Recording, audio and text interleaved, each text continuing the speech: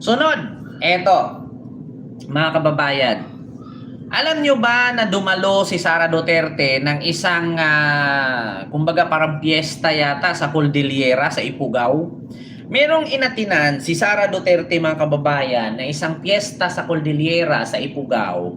Ngunit, mga kababayan, hindi po nagustuhan ng mga taga-Cordilleran itong mga statement ni Sara or kanyang mga speech sa naturang fiesta. Bakit?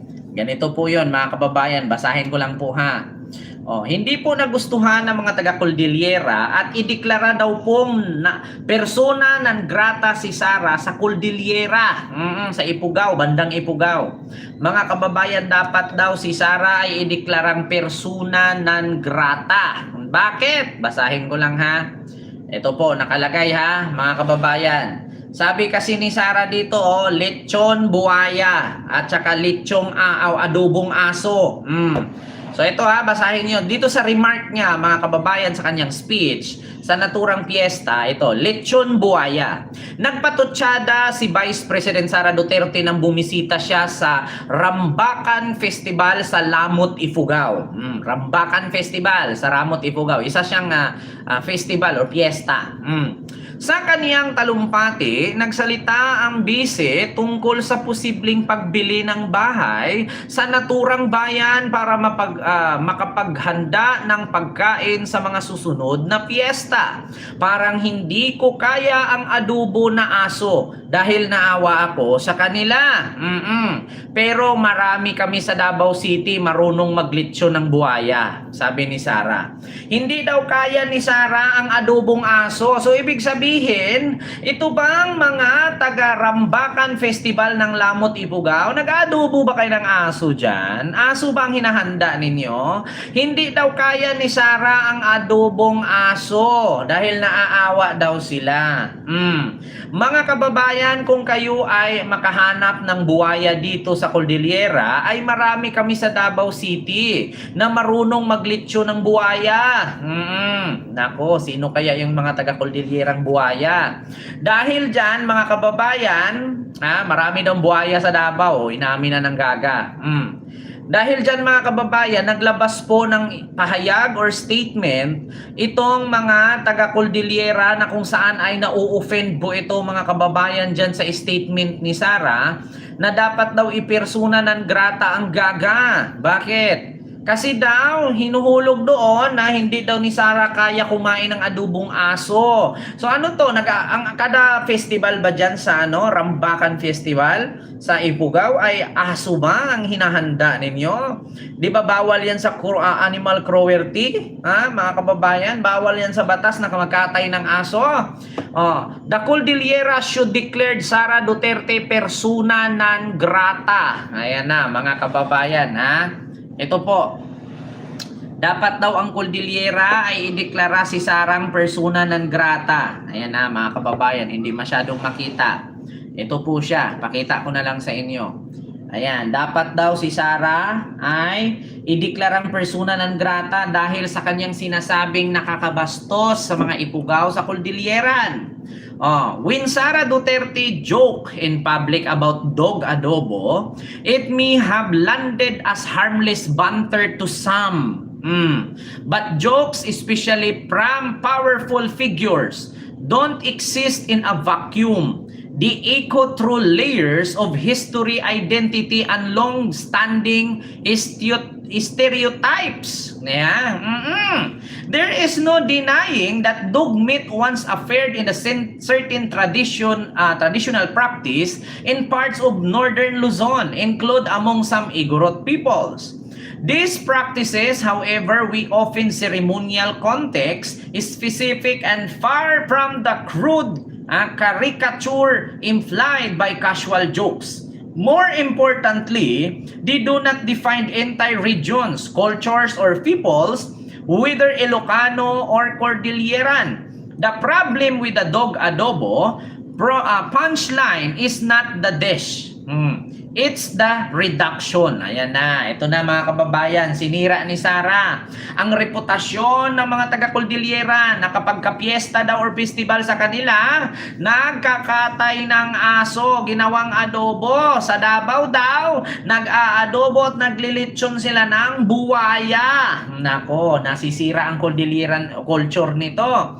Kasi mga kababayan, meron po kasing batas ngayon sa ating bansa na pinagbabawal po ang pagkatay ng mga animal o mga hayop, no? Kasi po may batas na po diyan na pinagbawalang katayin ang pusa at aso dahil ang aso at pusa ay isa na sa ginagawang parte ng pamilya ngayon. Lalong-lalo na sa mga pet lover, no? Mga 4 moms, 4 daddies and 4 ates, so 4 mommies.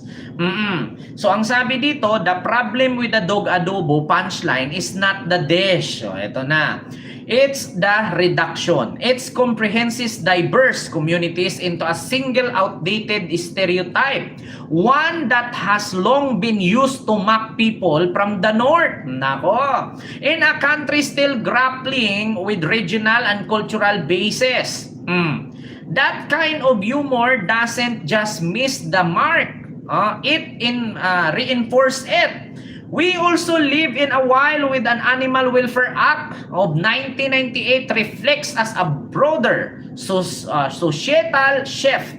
Attitude toward animal welfare have been involved and so too have cultural practices, clinging to all the stereotype, no, while ignoring present realities is not just lazy, it's misleading. Nako po. Ayan na nga, Sara. Dapat daw ideklarang persona non grata kasi hinuhulog daw ni Sara at ipinarating niya doon sa kanyang sinasabi na kada may festival, naghahanda ito ng adobong aso. Hindi daw kaya ni Sara ang adobong aso. Pero kung gusto daw nila ng buhaya, kung makahanap daw ng buhaya ang Cordillera, pwede naman daw kasi marami daw siyang kakilala na magaling o marunong maglitsyon ng buhaya. Alam nyo sa totoo lang, kung maglitsyon ka ng buhaya, depende na yan sa iyo. Pero pag sinabi mong aso, bawal kasi yan mga kababayan, may batas na kasi dyan. Pinagbabawal na kasi ang pagkatay ng aso, no? Kasi meron na po yung batas ng 1998, no? Animal Welfare Act. Public official by virtue of their platform carry a heavier burden. Their words can normalize respect or legitimize ridicules. A joke that punches down even unintentionally risks validating the very prejudice we claim to outgrow. In the end, the issue is not about policing humor. It's about recognizing that some jokes carry baggage. Diba? And when that baggage includes generations, the stereotyping, perhaps, it worth asking, who's really laughing? And at whose expense? Diba? Kita nyo mga kababayan? Ito na, ngayon mga kababayan. Sumakit ulo nyo because of the warm welcome of the Ilocano to Sara. She recently visited Lamot, my hometown, at tumaas ang kilay ko, why Lamot? At bibili daw siya ng lote at bahay doon. Pautot na naman ni Inday para mauto ang kailyan. Sana lang mag-isip-isip kasi past 6 years na nakaupo tatay, pinag-uuto lang nila. Lamot is mostly Ilocano. Sana pairalin at mag-isip at huwag naman pumatol sa vote buying kasi yan ang uso dyan after election nga naman. Diba? This should be persona non grata in the Philippines. Duterte and his minions are the cancer of the society, a flag, a termites, and they have turned the government into a business. O, diba? Ginawang negosyo. And if they can prevent to be clean even though they see the evidence. The followers of darkness are still blind. They think of Duterte as a saint who is destroying our country. The problem is that many people don't think. They prioritize lies over thinking. Duterte is making them false. They are still so happy that they are sick. Their minions are crying, giving them a jacket. Putang inang yan. Anyari, what was said about the Cordillerans and what is the dog adobo all about? Sorry me, di updated. Whatever it is, I doubt would declared Sara Sayad as a persona non grata. Many contractor become billionaire in the Cordilleran region because of the flood control project back when their tatay Digong was in power. O, diba? Kaya nga, binulgar ni Manny Pacquiao yan eh. Diyan sa Cordilleran region na maraming nakawan. O, anong sabi ni Digong? Wala daw ganun. O, pinagkampihan. Ngayon, tsaka lang na praise ang ari-arian at asset ng mga yap dahil kay PBBM. Pero sa panahon ni Digong, binaliwala lang. Biruin nyo, 6 billion pa lang yan sa panahon ni Digong, yung rock knitting. Ngayon, 36 billion na. Diba? Taas. Kasi binaliwala ni Digong. Kasi kung pinatulan niya yon, madadawit si Pulong. Diba? Oh, Sara love dog, cause dogs love her here, love here. Lalo na yung taga-tahol sa office of the president, tawag kasi nila doon lapdog, di ba? Oh, sabi ni Randy Patalingho, mahal daw ni Sara ang aso. O ayan na mga trolls ni BBM, nakaisip na din ng punchline. 2 araw na din kayong hindi nagparamdam. Ayan na naman tayo. Ano to? Which is naman kasi hindi naman talaga maganda yung sinabi ni Sara. Oo, biruin mo. Sinasabi niya sa talumpati niya na kada na lang may festival, nag-adobo ng aso. Ano akala niya sa mga taga-Cordilleran? Exotic? Siya lang naman yung exotic eh, di ba? Nasisigaw-sigaw na Pilipino daw siya pero half German siya, di ba? Oo. Ayan na, it is not about adobong aso, but the meaning ang intindihin nyo. Ano bang meaning ng intindihin?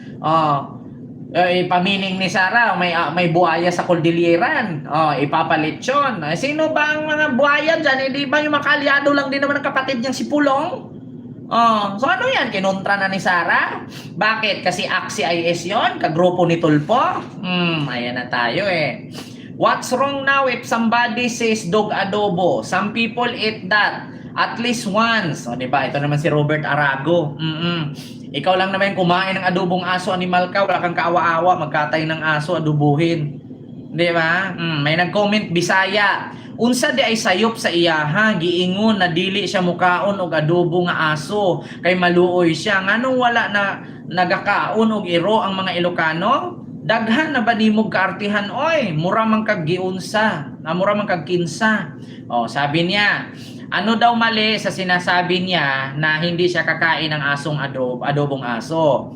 Kay maawa daw siya. Bakit? Pinakain ba daw siya?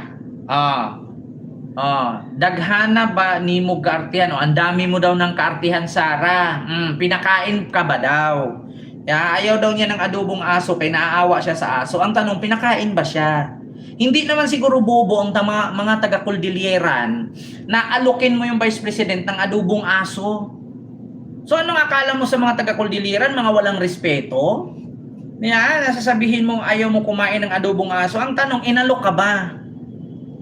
Kasi kung inalok siya na kumain siya ng adobong aso, yun ang problema. Problema na ng Cordilleran yun kung bastusin sila ni Sara. Kasi biruin mo, Vice President ka, tapos alukin ka ng adobong aso. Diba? Di ba hindi kabastusan yon? Kaya din siguro nasabi ni Sara yun, baka naman kasi inalok siya. Pakainin siya ng adobong aso. Diba? Nagmana sa Yusik pala decision. Ang hirap mo patawanin. World and nation crisis na nga, pati ba naman pagtawa nasa crisis ka pa rin. Affected lang kayo sa joke ni BP. Bakit kami naging affected? At bakit affected ang mga taga-Cordilleran sa joke ni BP na may buhaya? Hindi naman maging buhaya yung magkapatid na yap dyan kung hindi dahil sa tatay niya. Nagtakpan ng tatay niya yan eh. Di ba?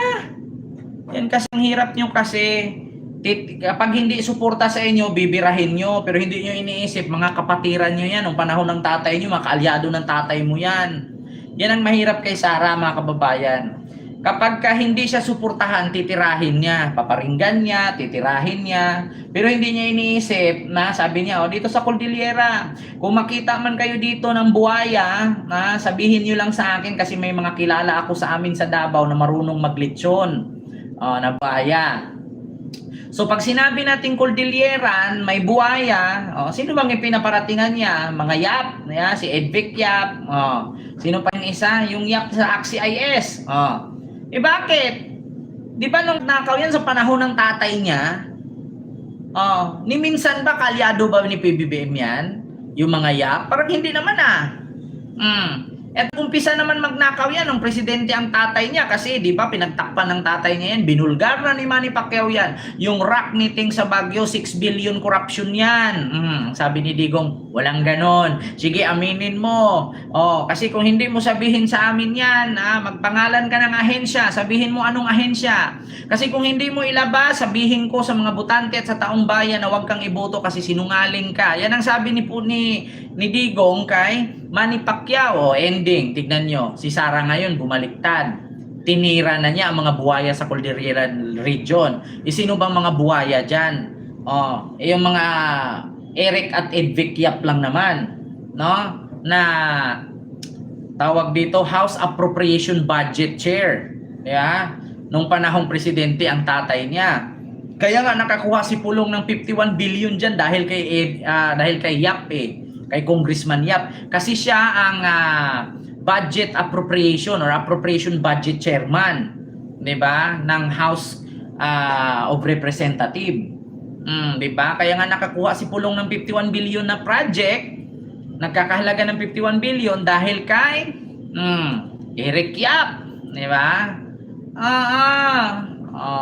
Yun lang mga kababayan, yung ating reaksyones sa mga orases na itohes, 'di ba? Ayan, sabi ko sa inyo, patay talaga kayo diyan. Delicates kayo diyan, mga kababayan, mga DDS. Yung idol ninyo tad-tad na ng kaso. Diyos mio Marimar. 'Di ba? Anong masasabi ninyo mga kababayan patungkol diyan? Ay, nako, nakalimutan uminom ng maintenance si Lustay kaya iba ang sinasabi Pati buhaya rin.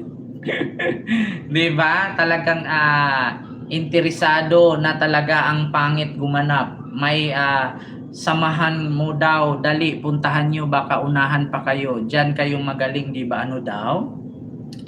Ano daw yung pinagko-comment mo diyan, sir? 'Di ba? So abangan natin mga kababayan, no? Sa 14. Ito, pakinggan niyo mga kababayan na sabi dito ni congressman ng Palawan, no? Sabi niya dapat humarap sa pagdinig itong mga agencies na binigyan ng sabina ng House of Representative para kay Sara, 'di ba? Ito, pakinggan niyo. Ilang subpoena pa ang inilabas ng House Committee on Justice para sa pagdinig nito sa April 14, kaugnay ng impeachment complaints laban kay Vice President Sara Duterte. Ang mga pinadalhan sa pagtuto ni Tina Panganiban Perez. Yan na! Sa sabtinang ipinadala ng House Justice Committee, pinahaharap nila sa pagdinig sa April 14 si State Auditor Gloria Camora ng Commission on Audit o COA. Pinapadala nila kay Camora ang mga dokumentong isinumite sa COA ng Office of the Vice President at Department of Education. Ito, may nag-comment mga kababayan. Yung 51 billion ni Pulong na ninakaw daw, barya lang daw yan sa ninakaw ng Administrasyong Marcos. Sige, sagutin natin yan. GMG or GMG. Sige, JMG. Yun daw 51 billion na ninakaw ni Pulong, barya lang daw yan sa ninakaw ng Marcos administration. So okay lang pala magnakaw ng 51 billion kasi barya lang. 'Di ba? Ganyan kabobo ang mindset ng mga DDS. Okay lang magnakaw ng 51 billion kasi bakit? Barya lang yan sa ninakaw ni Marcos. Wow. Wow, ang galing ng mindset nyo. Kaya nga kayo natawag na DDS Kaya nga kayo natawag na mga bobo Biruin nyo, ganyan ang mindset nila. Barya lang daw ang 51 billion. Kasi daw, mas malaki ang ninakaw ni Marcos. So, ibig sabihin, admitted sila. Aminado silang nagnakaw si Pulong, pero barya lang daw. Putang ina, barya lang pala ang 51 billion. Kaya naman pala, gusto ninyong maging presidente si Sara kahit nakawan kayo ng nakawan kasi barya lang. Tandaan ninyo ha, yung 51 billion kung barya lang, kung ulit-ulitin yan, barya pa rin ba? Yan ang mahirap. Tandaan nyo mga DDS dito pa lang ginawa nyo ng bobo yung mga sarili ninyo Tignan nyo, yung ninakaw daw ni Pulong na 51 billion, barya lang daw yan sa ninakaw ng Marcos administration. Wow! Barya lang ang 51 billion kay Pulong. Pero aminado silang ninakaw ni Pulong. Kita nyo yan mga kababayan? Kita nyo yan? Aminado, admitted, barya lang daw ang ninakaw ni Pulong na 51 billion kaysa sa ninakaw ng Marcos administration. Putang ina, barya lang ang 51 billion. So okay lang sa kanila magpresidente si Sara. Tapos susunod si Pulong, susunod si Baste, susunod si Kitty kasi barya-barya lang ang nanakaw nila. Putang ina barya lang. 51 billion, barya lang. Putang ina, wala ka ng 1 million sa bangko, tapos yung 51 billion, barya lang. Diba? Gaano ka kabobo? Okay lang, magnakaw ng 51 billion kasi barya lang sa ninakaw ni Marcos. Kain ka ba? Nakapagmumog ka na bang hayop ka? Nakapag-inom ka naman ng Sonrox nang ma-circulate yung mga dumi at matanggal dyan sa isipan mo para ma-refresh yung pag-iisip. Putang ina mo, barya lang ang 51 billion kaysa sa ninakaw ni Marcos. Putang ina mo, kasi okay lang magnakaw ng 51 billion kasi barya lang. Putang ina ka. Tang ina mo, animal kang pisting yawa ka. Hindi ka ba nahilo sa sinabi mo? Tanga-tanga ka? Tignan nyo yung mindset ng mga DS, mga kababayan. Tignan nyo yung mindset nila. Yung ninakaw ni Pulong na 51 billion, barya lang sa ninakaw ni Marcos ngayon. Putang ina. So okay lang pala magnakaw ng 51 billion mga kababayan kasi barya lang. Putragis na yan mga kababayan. Nakakatuwa. Diyos ko. Nakakatuwang pangyayari. Diba? Nakakaloka. Tangina mo. Barya lang ang ninakaw na 51 billion. Kasi daw, mas malaki ang ninakaw ni Marcos ngayon. Putang ina mo ka. Barya lang ba yung 51 billion? Tapos admitted ka na barya lang yung ninakaw ni Pulong? Putang ina mo! Anong klaseng utak meron ka? Kung nasa korte tayo ngayon, nakulong ka na. Tang ina mo. Tang inang yan. Nag-iisip ka ba, DDS? Yan ang mindset ng mga DDS na idiot. Ganyan yung mga mindset ng mga DDS na bobo, tanga-tanga, inutil, uto-uto, hambas lupa, pangit, mga manyakis, patay gutom, dugyot, mga mahihirap, mga hampas lupa, mga walang pera. Ganyan ang mindset nila. Yung 51 billion na ninakaw ni Pulong, barya lang yan kaysa ninakaw ng Marcos ninyo. Putang ina. Pero admitted sila, nagnakaw ng 51 billion. Tang ina. Kita nyo yan? Grabe. Grabe ka, animal. Tingnan nyo, hindi na nag-comment. Nawala na bigla. Kasi bakit? Nasunog siya Kaya nga sabi ko sa inyo mga DDS, tigilan ninyo yung pagko-comment ninyo dyan ng katangahan. Kasi bakit? Mapapahiya kayo. Diba? Biruin nyo yan. Barya lang daw ang ninakaw ni Pulong na 51 billion kaysa sa ninakaw ng Marcos administration. Pero inamin mo, nagnakaw siya. Tapos okay lang sa'yo na magnakaw siya ng 51 billion kasi barya lang. Putang ina mo, di kita patutulugin.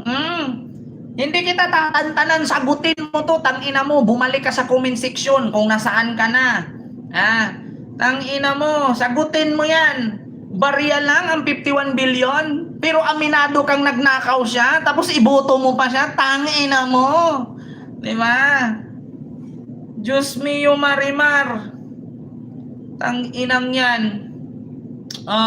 Margres Marsolauros, Miguel Ab, shout out po. Diba? Kita nyo yan? Alam nyo ba kung ilan yung 51 billion? 51 ka Fortuner. Yung 1 billion sing laki ng Fortuner, sing laki ng L3. Yung L300 van, yung sinasakyan ng Lalamove, yung ginawang AC Ride. L300 van, ganyan kalaki ang 1 billion. Kung 51 billion yan, 51 ka L300 van. Kita nyo yan? Ganyan kadami ang 1 billion, isang L3. Yung buong L3, ganun kalaki ang 1 billion. I-51 yan, 51 ka L3. Ganun kalaki, ganun kadami ang 1 billion, tapos sabihin mo, barya lang. Putang ina mo, wala ka nga 100,000 sa bangko ngayon kung magbuklatan tayo. Tapos sasabihin mo, barya lang. Nilalang mo lang kasi wala kang ganyan. Pero pag nakatikim ka ng ganyan, putang ina, hindi mo masasabing barya. 1 billion pa nga lang, kahit mamatay ka, di mo maubos eh. Diba? 1 billion pa lang, kahit humilata ka na, hindi ka na magtrabaho habang buhay, mabubuhay ka na sa 1 billion, di mo pa maubos. Kung ibibili mo lang naman dagdag 50 ulam at 20 pesos na kanin. Tandaan mo yan, kung nag-edad ka ng 50 anyos ngayon, may 1 billion ka, kahit mamatay ka na, hindi ka na kumilos, hindi mo maubos yung 1 billion. Tapos sasabihin mo, barya? Yung 1 billion, 1 milyon na 1 milyon. Yan yung 1 billion. Kung meron kang 1 million ngayon, 1 million piraso. Yan yung 1 billion. Tandaan mo yan. Kung nag-edad ka ng 50 anyos ngayon, kung may 1 billion ka, kahit matulog ka na lang buong buhay mo, hindi ka na magugutom, mabubuhay ka na kahit di ka na magtrabaho. Tapos yung 51 billion, barya lang, tangina mo kasi wala kang pera, hindi mo alam kung ano yung barya. Hindi mo alam na ang 51 billion ay hindi barya kasi wala kang ganyan, hindi mo naranasan. Maski na mo 1 million, di ka nakahawak cash eh. Tandaan nyo yan mga DDS. Kaya masabi ninyo na yung 51 billion na ninakaw ni Pulong ay barya lang sa ninakaw ng Marcos administration. Kasi wala kayong 1 million sa bangko. Hindi nyo naranasan makahawak ng ganyan kalaking pera, kaya barya lang para sa inyo. Pero pag naranasan yung humawak ng ganyan, ito lang ang sasabihin ninyo, yung 1 billion pa lang, kahit matulog ka na at hindi ka na magtrabaho, kain tulog ka na lang, kung 50 anyos ka ngayon, mamatay ka lang, hindi mo pa maubos yung 1 billion, tanga. Diba? Ganyan kaliit ang utak ng mga DDS. Utang ina ninyo. Diyos ko. Hay nako. Diba? Alam nyo kung ako may 1 billion ngayon, kahit hindi na ako magtrabaho, hindi na ako magbablog, hindi na ako magtinda, putang ina, matulog na lang ako. Pagising ko, magluto ako kanin. Magkano ang kanin? 1 kilo 50. Tapos isang sardinas. Tapos bukas ulit, isang sardinas, isang kanin. Putang ina, mamatay na lang ako yung 1 billion ko, di pa naubos. Kung mag-edad ka ng 50 anyos, kahit nga mag-edad ka 30 anyos ngayon tapos may 1 billion ka, putang ina, hindi mo mauubos yun kahit mamatay ka na. Tapos 51 billion, barya lang, putang ina mo. Wala ka kasing ganun. Even nga, bagong panganak, kahit mamatay na, hindi pa rin yun mauubos, di ba? Catnip.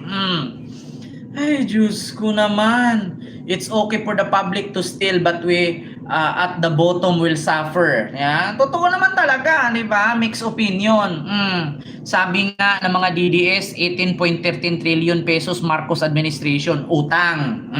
18 trillion. Hindi ba nila iniisip na 7 trillion ang iniwan ni Digong, plus i-add pa natin yung kay 2.5 trillion ni Cory at yung 1.5 billion ni Aquino, tapos yung 755 billion ni ni IRAP, tapos 2.9 trillion ni PBBM, kaya umabot ng 18. Ito, ipakalat ni Marcoleta sa Korea yan eh. 18 trillion na daw utang ni Marcos. Hindi niya iniisip na ang iniwan ni Duterteng utang 7 billion. Hindi pa kasali yung utang doon ni ng mga nakaraang presidente kay Gloria, kay Erap at kay Pinoy. Ganyan sila makapanglinlang. Kita mo yan? Ay nako, Diyos ko, mga DDS, putang ina nyo, ba't kayo binigyan ng pagkataon ng Panginoong huminga? Diba? Oo. Dapat sa inyo matulog na lang kayong wag nang gumising. Diba? Putragis ninyo mga animal. Kita mo, barya pa yung 51 billion, grabing kabubuhan yung mga DDS. Kaya nga sa totoo lang itong mga DDS, kung makipagdebate sa akin to, maano to masusunog sa akin to. Oo.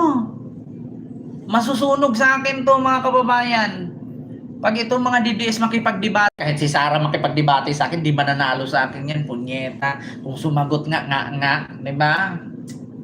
Ay naku, nakakahiya kayo. Sa bagay, hindi naman namin diba?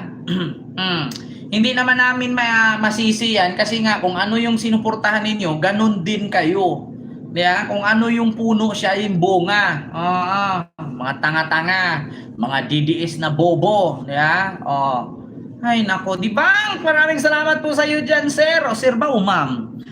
Sa yung super sticker, thank you so much. Ay, Diyos ko, Ginoo ko, tabang, mga langit, Ginoong gagmay, dagkog purol, panabangi. Ang hirap talaga, lalo na sir po. Ay, salamat sir. O, sir nga pala kasi may profile na siya. O, answer Kent, ano daw, sabi ni Mamirian Suzuki, hindi ko makita Mamirian yung comment mo Hindi pa lumalabas dito Ay, Diyos ko. Kita nyo yan? Kita mo yan? GMG? Wala ka nang profile, wala ka pang totoong pangalan, tapos mag-comment ka pa ng kabubuhan sa live.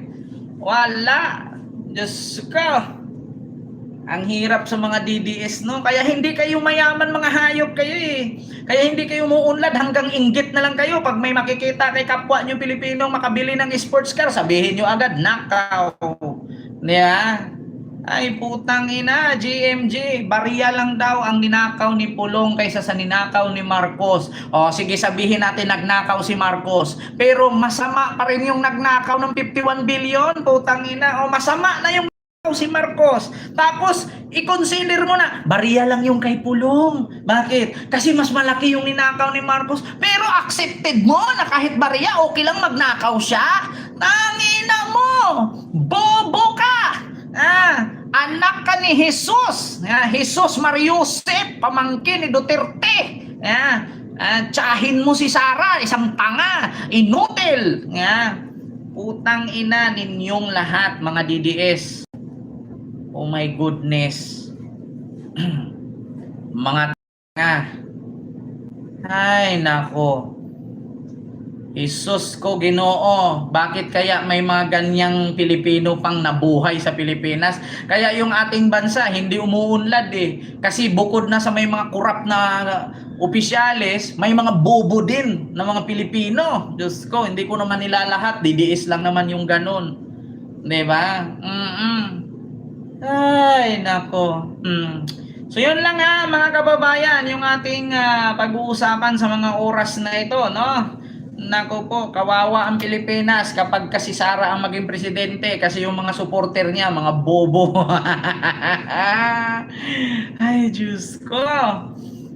Kawawa talaga ang Pilipinas, mga kababayan. Sabi nga ni Miriam Santiago, mananalo ang politikong tanga kasi ibuboto siya ng mga botante niyang tanga.